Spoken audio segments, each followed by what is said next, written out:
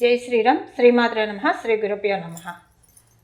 2024 సంవత్సరం జనవరి మాసంలో వారఫలాలు 14వ తారీఖు నుంచి 20వ తారీఖు వరకు ఈ వారంలో గోచార గ్రహస్థితులు ఎలాంటి ఫలితాన్ని ద్వాదశ రాశుల వాళ్ళకి ప్రసాదిస్తున్నాయి, మరియు గోచారంలో గ్రహస్థితులు ఏ రాశుల్లో గ్రహాలు ఉంటూ ఈ ఫలితాన్ని ద్వాదశ రాశుల వారికి మరియు 27 నక్షత్రాల వాళ్ళకి వర్తింపచేస్తున్నాయి. ఈ విషయాలు మనం తెలుసుకుందాం. తదితర విషయాలు తెలుసుకుందాం. ముందుగా గోచార గ్రహస్థితిని తెలుసుకుందాం. మేషరాశిలో గురు భగవానుడు సంచారం చేస్తూ ఉన్నాడు. కన్యా రాశిలో కేతు భగవానుడు సంచారం. వృశ్చిక రాశిలో శుక్ర భగవానుడు సంచారం.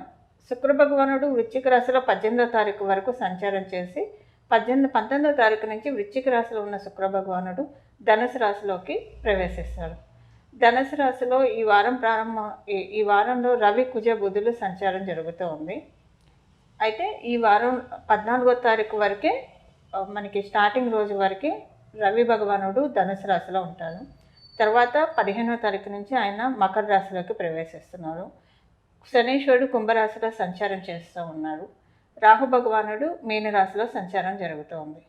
ఈ గోచర గ్రహస్థితుల రీత్యా ద్వాదశ రాశుల వాళ్ళకి ఎలాంటి ఫలితాలు వస్తాయన్న విషయాన్ని మనం తెలుసుకుందాం. అయితే ఈ ద్వాదశ రాశుల వాళ్ళు మరియు ద్వాదశ లగ్నాల్లో పుట్టిన వాళ్ళు అందరికీ కూడా ఈ ఫలితాలు వర్తిస్తాయి. మీ లగ్నం మీకు తెలిస్తే కనుక మీ లగ్నం ఏ రాశి అయిందో ఆ రాశి ఫలితాలను కూడా చూసుకోవడానికి ప్రయత్నించండి. మీ రాశి ఫలితాలు మీరు చూసుకోండి, మీ లగ్న ఫలితాలు మీరు చూసుకోండి. మీ లగ్నం మీకు తెలిస్తే, లగ్నం తెలియకపోతే రాశి ఫలితాల వరకు చూసుకోండి, కంగారేం లేదు. రెండు తెలిస్తే రెండు చూసుకొని రెండిట్లో బ్యాలెన్స్ చేసుకోండి. ఎందులో అయినా ఒక విషయం బాగాలేదంటే, రాశి ఫలితాల్లో ఒక విషయం బాగాలేదంటే లగ్న ఫలితాల్లో అది బాగుంది అంటే కనుక ఆ విషయం యావరేజ్ అవుతుందని మీరు ఇక్కడ గమనించాలి. రెండిట్లో బాగుందంటే చాలా బాగుంటుంది అని అర్థం. రెండిట్లో బాగోకపోతే కొంచెం జాగ్రత్తలు తీసుకోవాలని చెప్పి అంటారు. ఈ విధంగా మీరు తెలుసుకోవాలి. రాశి ఫలితాలు అంటే మనకి ద్వాదశ రాశుల వారు, ద్వాదశ లగ్నాల వాళ్ళకి కూడా ఈ ఫలితం వర్తిస్తుంది. మీకు లగ్నం తెలియదంటే మీ రాశి మీకు తెలిస్తే బేసిక్గా మీ రాశి ఫలితాలు మీరు చూసుకోండి. కన్యా రాశి మరియు కన్యా లగ్నంలో పుట్టిన వారికి ఈ వారం మీ రాష్ట్రాధిపతి అయిన బుధ భగవానుడు మీకు చతుర్థ స్థానంలో సంచారం చేస్తూ చాలా చక్కటి యోగాన్ని మీకు అందజేస్తూ ఉన్నారు. అంటే చతుర్థ స్థానంలో ఆయన ఉంటూ మీకు దశమ స్థానం మీద దృష్టి పెట్టారు. అంటే సొసైటీలో చాలా మంచి పేరు తెచ్చుకోవడానికి, అలాగే ఉద్యోగస్తులకి చాలా మంచి అనుకూలమైన పరిస్థితులు రావడానికి, ఇలాంటి తదితర అంశాలన్నిటికీ కూడా అవకాశం ఎక్కువగా ఉంటుంది. ఈ వారం ఎక్కువగా మీరందరూ కూడా కమ్యూనికేషన్లోనే ఉంటారు. అంటే ఫోన్లలోనే ఎక్కువగా ఉంటారు. ఫోన్లలో అంటే నా ఉద్దేశం ఫోన్ ఎక్కువగా మాట్లాడుతూ ఉంటారు. అంతకుముందు మీరు ఎక్కువగా ఫోన్ మాట్లాడే తత్వం కల వాళ్ళు కాకపోయినా సరే ఇవన్నీ ఎక్కువ మందితో ఫోన్ మాట్లాడాల్సి వస్తారు. కాకపోతే ఎవరితో మాట్లాడినా మీకు సంతోషం అయితే మిగులు వస్తుంది. అంటే హ్యాపీగానే మీరు ఆ కాల్ కట్ చేస్తారు. లేదా కొన్ని ముఖ్యమైన విషయాలు మీకు ఫోన్ల ద్వారా వినే ముఖ్యమైన వార్తలు, శుభవార్తలు అనుకోండి, ఫోన్ల ద్వారా వినే అవకాశము ఈ వారం మీకు చాలా చక్కగా గోచార గ్రహస్థితులు కలగజేస్తుంది. అంటే ఇప్పుడు నేను చెప్పిన ఈ పాయింట్ గత 2-3 వారాల నుంచి వర్తిస్తుంది. ఈ వారం కూడా ఈ విషయము కన్యా రాశి మరియు కన్యా లగ్నంలో పుట్టిన వాళ్ళందరికీ కూడా చాలా చక్కగా వర్తిస్తుందని చెప్పచ్చు. అలాగే ఈ వారంలో మీకు బుధ భగవానుడు మీ రాశి మీద రాశి దృష్టి పెట్టాడు. అంటే గ్రహ దృష్టి పెట్టలేదు, రాశి దృష్టి పెట్టాడు. మీకు చతుర్థ స్థానంలో బుధ భగవానుడు సంచారము అంటే ఆయన సంవత్సరానికి ఒక్కసారి మీకు చతుర్థ స్థానంలో సంచారం జరుగుతుందండి. మళ్ళీ ఇక్కడి నుంచి ఆయన వెళ్ళిపోతే కనుక మళ్ళీ సంవత్సరం వరకు ఈ చతుర్థ స్థానంలో బుధ భగవానుడి సంచారం మీరు చూడలేరు. అయితే ఇప్పుడు ప్రతి సంవత్సరం ఆయన మీకు చతుర్థ స్థానంలోకి వచ్చే సంచారము ఒక ఎత్తు అయితే, ఈసారి మటుకు మీకు చతుర్థ స్థానంలో సంచారం నిజంగా ఒక ఎత్తు. ఎందుకంటే గురు భగవానుడు అక్కడ మేషరాశిలో ఉండి ధనుసు రాశిని వీక్షిస్తున్నాడు. అంటే గురు భగవానుడు బుధ భగవానుడిని కూడా వీక్షిస్తూ ఉన్నాడు 9వ దృష్టితోటి. ఇది చాలా మంచిది. ఒక జీవం, గురు భగవానుడు అంటే జీవకారకుడు కాబట్టి మీకు జీవం పడుతుంది. ఏ విషయాల్లో పడుతుంది? ఒకవేళ మీకు ఆరోగ్యం సరిగ్గా లేక బాధపడుతూ ఉంటే కనుక ఆరోగ్యం విషయంలో జీవం పడుతుంది. ఒకవేళ మీకు ఎక్కడైనా పేరు చెడిపోయి మీరు బాధపడుతూ ఉంటే కనుక ఆ పేరు సస్టైనెన్స్లో మీకు జీవం పడుతుంది.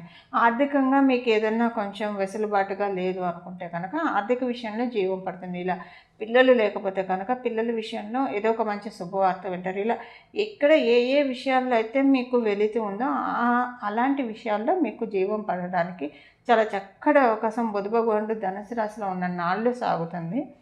మనం పరిహారం చివరిలో తెలుసుకున్న మీ రాశి వాళ్ళు మరియు మీ లగ్నంలో పుట్టిన వాళ్ళు ఈ పరిహారం ఇంకా ప్రత్యేకించి చేసుకుంటే ఇంకా చాలా చక్కటి ఫలితాలు వస్తాయి. ఎందుకంటే మళ్ళీ మనకి ఇలాంటి కాంబినేషను గురు భగవానుడు అంటే మళ్ళీ బుధ భగవానుడు ఇక్కడ మేషరాశిలో గురు భగవానుడు ఉన్న కాంబినేషన్ మళ్ళీ మనకి 12 సంవత్సరాల దాకా రాదు. ఏంటి బుధ భగవానుడు ఇంకా ధనుసు రాశి నుంచి వెళ్ళిపోయిన తర్వాత మళ్ళీ గురు భగవానుడు మేషరాశిలోకి రావాలంటే 12 సంవత్సరాలు పడుతుంది.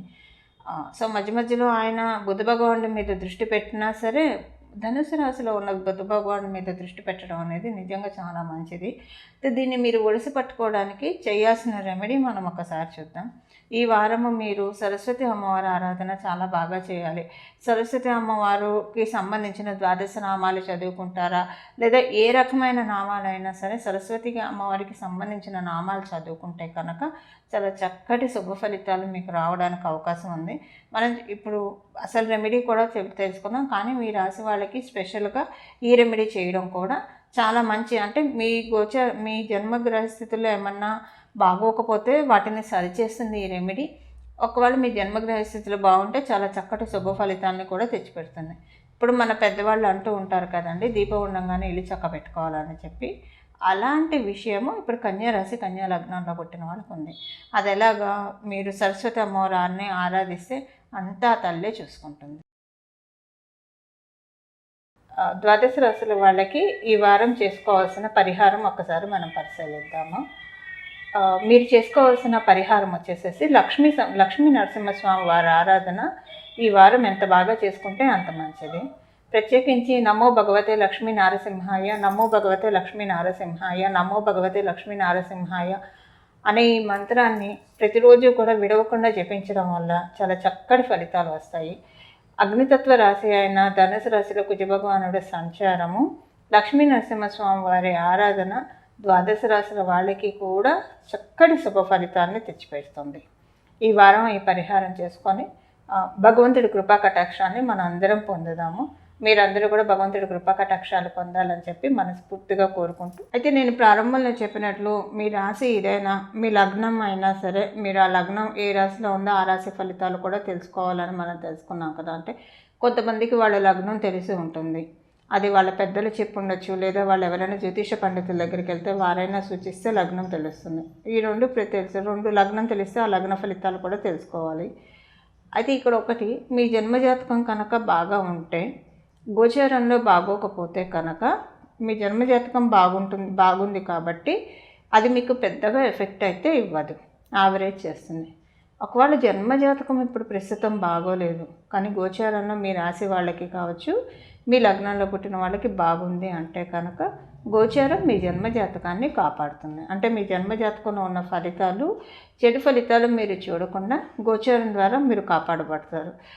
అందుకే మనకి గోచార ఫలితాలు అనేవి ఉంటాయి. అంటే ప్రతి ప్లానెట్ మనకి మూవ్ అవుతూనే ఉంటుంది. ఒక్కొక్కసారి మంచి ఫలితాన్ని ఇస్తే, ఒక్కొక్కసారి చెడు ఫలితాన్ని ఇస్తూ ఉంటాయి. ఒక్కొక్కసారి చాలా న్యూట్రల్ రిజల్ట్స్, తటస్థంగా రిజల్ట్స్ ఉంటాయి. సో మీ రాశి ఫలితాలు మీరు తెలుసుకున్నారు కాబట్టి మీ జన్మజాతకం బాగుంటే ఇప్పుడు మనం తెలుసుకునే పరిహారం చేసుకుంటే ఒకవేళ గోచారంలో బాగోకపోయినా మీకు మంచి ఫలితాలు వస్తాయి. ఒకవేళ కనుక మీ జన్మజాతకం బాగుండి మరియు గోచారంలో కూడా మీ రాశి వాళ్ళకి బాగుంటే ఈ పరిహారం చేసుకోవడం వల్ల ఇంకా మంచి ఫలితాలు మీకు అందుతాయి. రెండిట్లో బాగోకపోతే, మీ జన్మజాతకం బాగోలేదు, గోచారం బాగోలేదంటే మటుకు ఖచ్చితంగా రెమెడీ చేసుకోవాలి. సో మనం తెలుసుకున్న నమో భగవతే లక్ష్మీ నారసింహాయ అన్న ఈ మంత్రాన్ని జపించడానికి ప్రయత్నించండి. మంగళం. నమో భగవతే వాసుదేవాయ.